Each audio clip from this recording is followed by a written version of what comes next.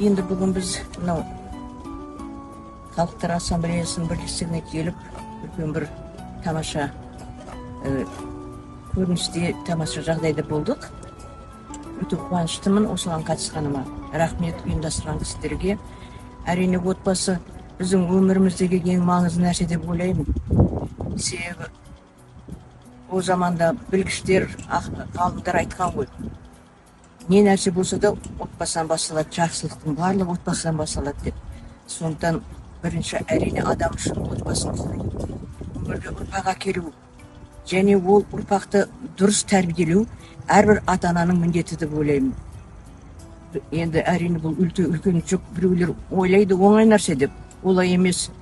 Бұған өте жауапкершілікпенен адамның болашағын, баланың болашағын бағдарлап, әр баланың, мысалы бір үйде қанша бала болса да әрқайсысының өзінің мінезі бар. Соған қарай баланы тәрбиелеу керек деп ойлаймын.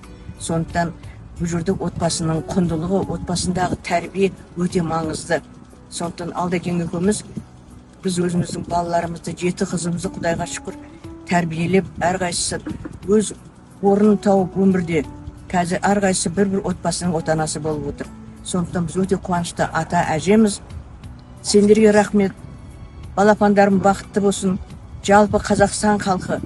Біз енді қазір әртүрлі нелер көп қой, ақпараттар. Мысалы қазақ халқының 7 неге дейін әлгі атаға дейін жаңағы бір-бірін алмау деген туысқандар.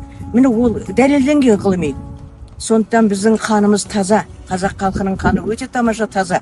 Сондықтан біз осындай қиыншылықтарды жеңе біліп, осындай өмір сүріп жатырмыз. Сондықтан айналайын халқым, елім, жұртым аман болыңдар. Өсіп өне беріңдер. Мен тек қана әже ретінде өзімнен кейін ұрпаққа, алдымыздағы ұрпақтарға бәріне жақсылық, қуаныш тілеймін. Бақытты болсын. Өмірде ешқандай қиыншылықтар әрине болады. Қиыншылықтарды жеңіп, жақсылықтарға жете берейік.